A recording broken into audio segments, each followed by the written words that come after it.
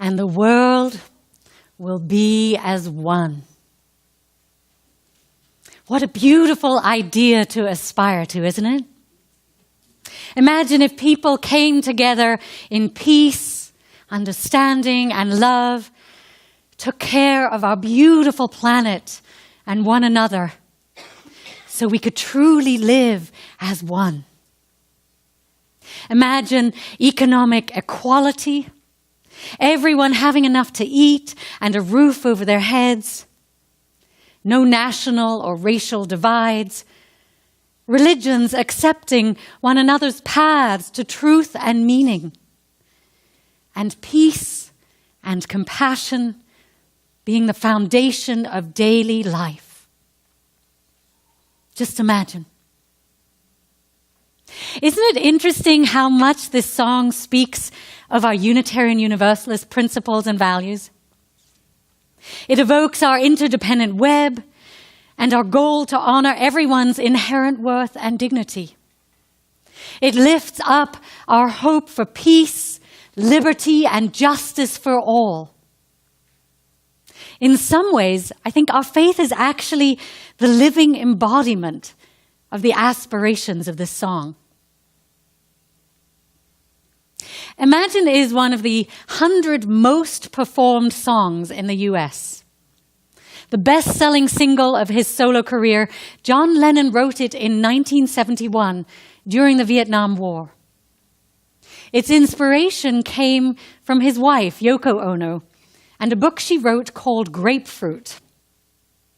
John said the song grew from, and I quote, "the concept of positive prayer.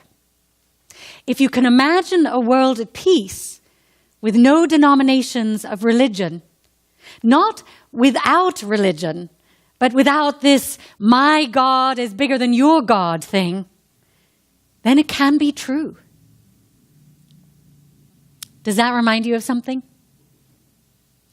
Perhaps our all-embracing Unitarian Universalist faith? The song is now used as an anthem of peace and unity around the world and a prayer at times of tragedy. It was sung most recently as a memorial in the theater where so many were killed during the Paris terror attacks. We live in dangerous, challenging times, my friends. Just like in the story about the smelly mayor, these times may take great courage to stand up to systems that stink and the dangerous, smelly leaders who lead them. Sadly, our world has not become more peaceful or connected since John Lennon wrote that song. As you know, John himself was assassinated in front of his home just 9 years later. There is so much work for us to do. And it is hard to do alone. We need to do this work of peace, compassion, and justice together to have an impact in the world. And though being realistic, it's unlikely, I'm afraid to say, that we'll achieve world peace and a world as one, we can nevertheless keep working towards this vision together. I'd like to join you in that work of transforming our world with justice and compassion. John Rutter's anthem, "A Distant Land," that the choir sang so beautifully earlier, calls for a similar collaborative vision of freedom, hope, and coming together to change the world. They sang, "Help one another. Share the heavy load. The journey may be long, no end in sight.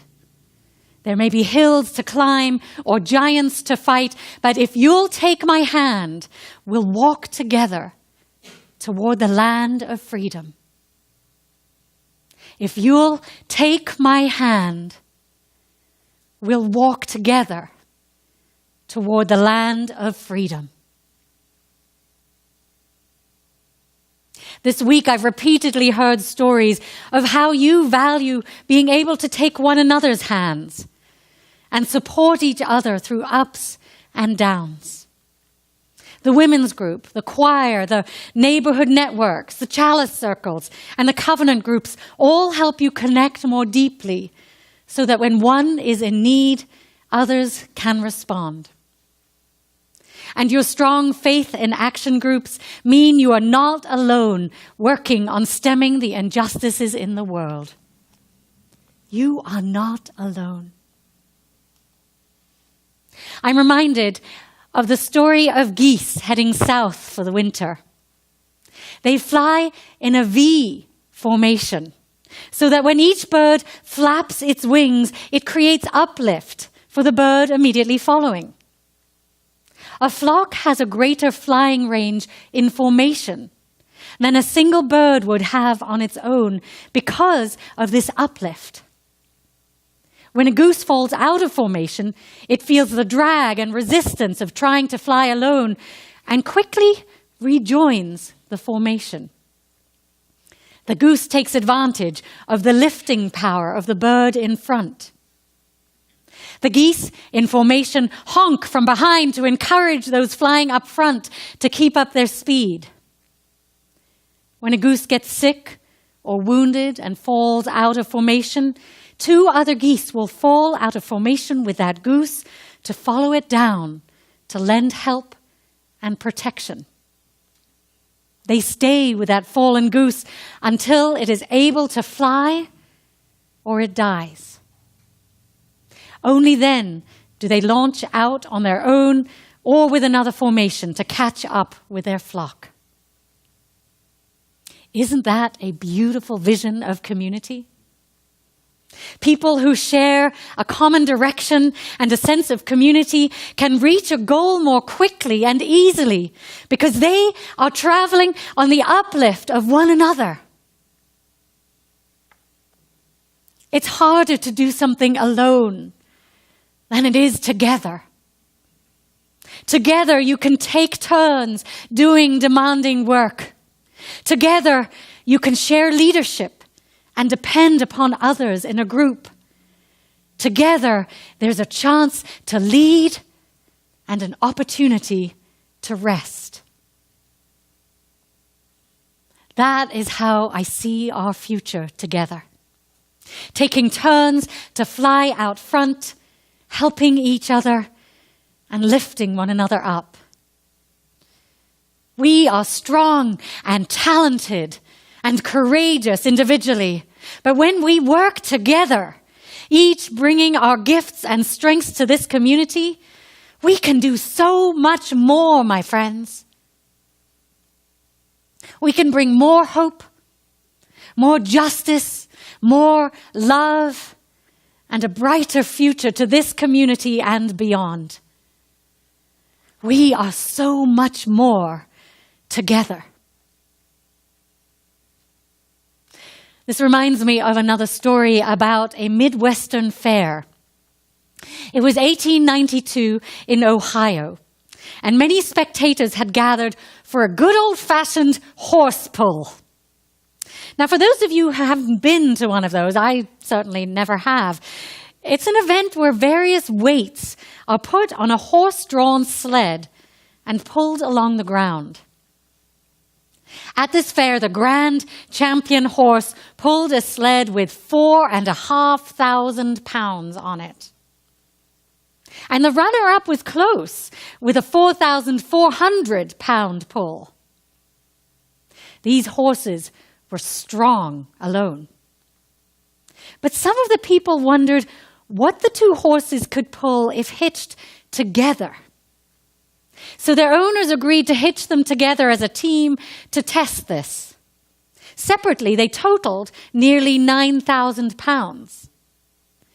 When they worked together, guess how much the horses pulled? Together, the horses pulled over 12,000 pounds, 3 times more than they could pull individually. In this case, 1 + 1 equals 3. The Bible echoes this idea of the power of gathering together. 2 are better than 1, it says, because they have a good reward for their toil. For if they fall, One will lift up his fellow. But woe to him who is alone when he falls and has not another to lift him up. We are not alone here, my friends. We have each other in this community. And my commitment to you is that I'll keep lifting you up when you encounter disappointments, setbacks, and struggles. My commitment to you is that I'll bring my very best whole self to this congregation. And I'll keep holding up the mirror to the very best of who you are and can be as a community. My commitment to you is that I'll always be looking for your highest, strongest, most whole and holy incarnation as a community and as individuals. I will remind you of the finest vision of who you can be so that you can live into that. When I worked as a parent coach, one of the most important parenting tips I used to share with families was keep holding the vision for who you believe your child can be. Focus on your child's potential rather than their faults. If you do that, your child has a better chance of living into that vision. Parents learn not to emphasize their child's problems and dysfunction, but instead focus on their kids' wholeness and promise, and their children transformed. It's the same in our justice work. If we continue to hold the vision for a loving, just, and compassionate world, the world will transform. It already is. We've come so far in transforming this country. Just look at civil rights, marriage equality, and now transgender rights. This is thanks to the enduring vision many have held and the ongoing work many have shown up to do day in and day out. And yet we have so much further to go. That's why it's so important to come together around a clear vision, to hold a hope-filled idea of how we want our community and the world to look, and to know what we are committed to. Just look at how far you've come with this community. You started with a few people in 1961, committed to a vision and the values of Unitarian Universalism. And now, look at this amazing, vibrant, healthy community you've built. Thanks to all the hard work you've done together and the vision that you have held high, I believe you're ready to launch your next stage in evolution as a congregation. So today, as we come to the end of this incredible week together, I'm asking you to imagine the kind of community and world we might co-create going forward. I've listened to many of your hopes and dreams for the community throughout this week. And now I'd like to spend some time visualizing what our future might look like together. Imagine with me. Feel free to close your eyes and visualize this if you like. Imagine. It's Sunday morning, 2 years from now, and you've just awakened. A smile comes to your face because you're going to the fellowship. You look forward every week to coming to services and seeing your friends. You know worship is going to be creative, transformational, and spiritually nourishing, with amazing music, touching rituals, and inspiring words.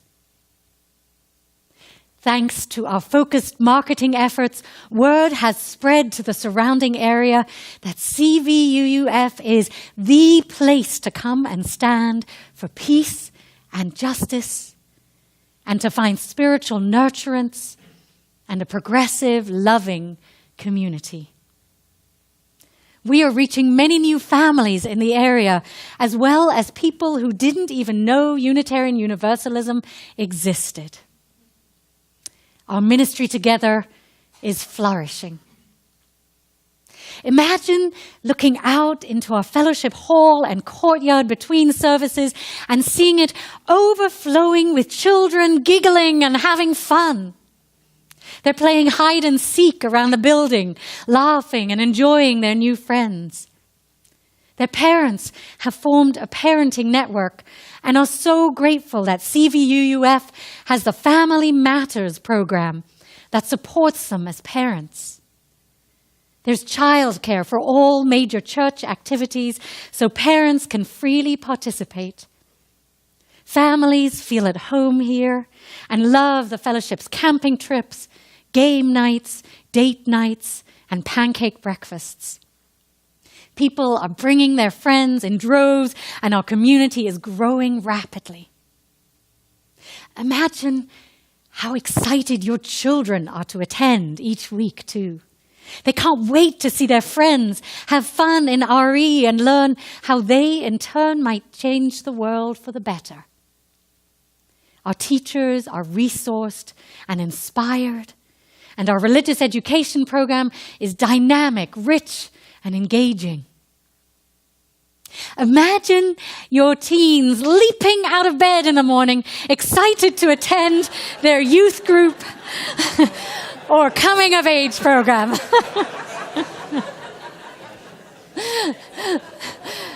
Okay, so they're teens. Even in a perfect vision of the future, they may not leap. But you can see that they're excited to show up where they feel empowered and respected.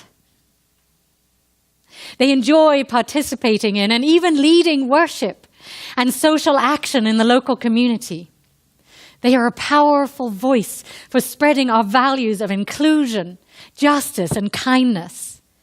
They know they can make a difference in this world through their actions because they've practiced them here each week. And they feel inspired by our young adult group, which is also growing rapidly. Imagine the personal transformation that you are experiencing by coming here regularly, attending worship and your favorite small groups. Your soul feels nourished. Your friendships are blossoming. You feel supported and held by this community of love. Each week you attend an adult RE class, like building your own theology, which deepens your spiritual life.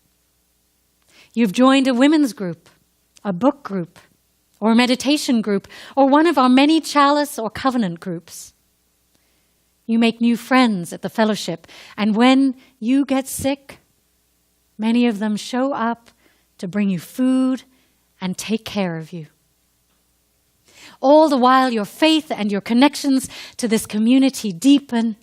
You're happier, more fulfilled, and get to explore your spirituality and how to make a difference in the world.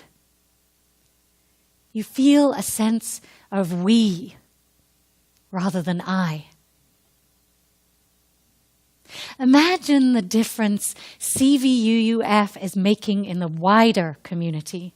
In fact, many visitors are coming to check us out each week because they've seen us in the news advocating for farm workers and racial equality. Our Faith in Action program is thriving by addressing climate change and helping stem escalating economic inequality in the area.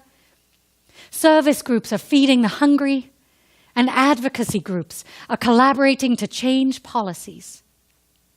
You have successfully championed school board candidates who protect the rights of LGBTQ children and make sure our kids are exposed to balanced curricula. working with others on the pressing issues of the day, you are able to make a much bigger impact than you could ever make alone. You feel good. You are not alone. Imagine the many visitors attending services each week. They walk through our doors and feel instantly welcome because everyone makes a point of greeting them and helping them feel at home in our home. Our regular newcomer classes are overflowing, helping visitors understand and get engaged in our faith.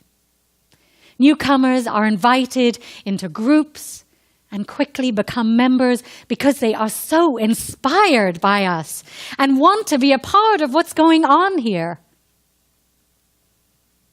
You are so proud of our gorgeous state-of-the-art sanctuary and facilities. We are projecting hymns, images, and videos during our well-attended services, which makes worship more contemporary and appealing to younger generations. We host more weddings and events in our spaces. And we are bringing in substantial rental revenue from sharing our space with other community groups and spiritual endeavors. The Ventura County tax laws are now supporting churches.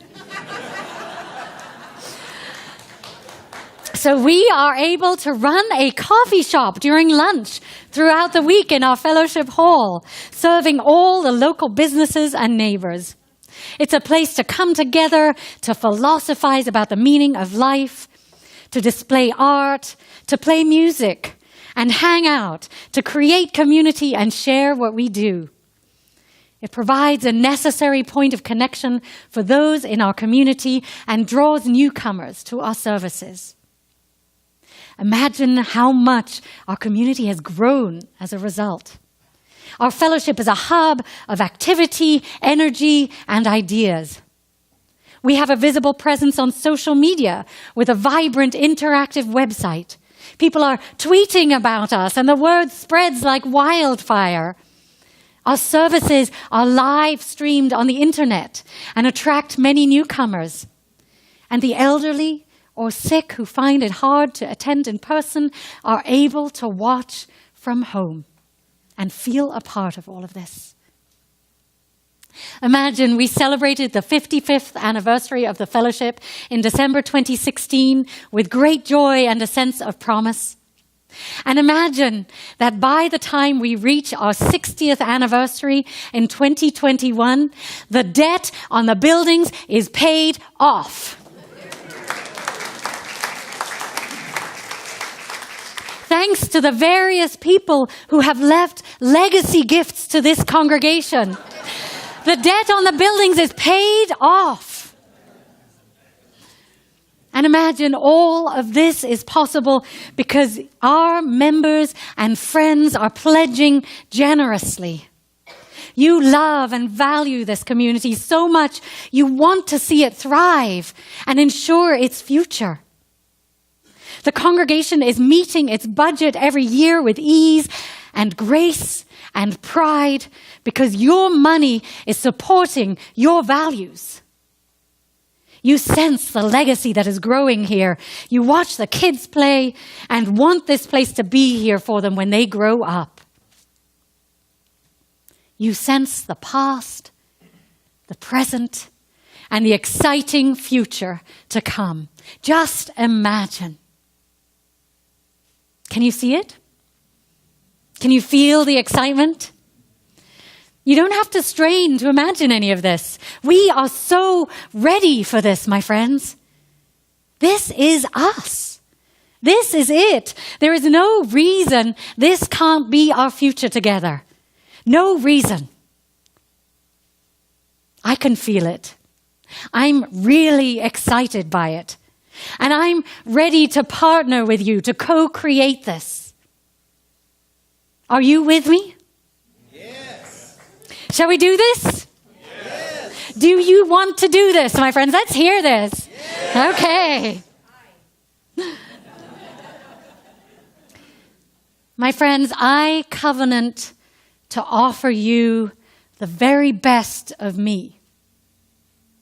I humbly offer my single-minded dedication, my time, my talents, my experience, my wholeheartedness, and my love in service to this cause, in service to this community. I may fall short at times.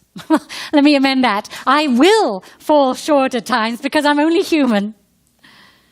But I covenant to come back again and again and again to offer you the very best of me. I am so inspired by all of you. So inspired. I would be deeply honored to be able to serve this congregation and community as your minister.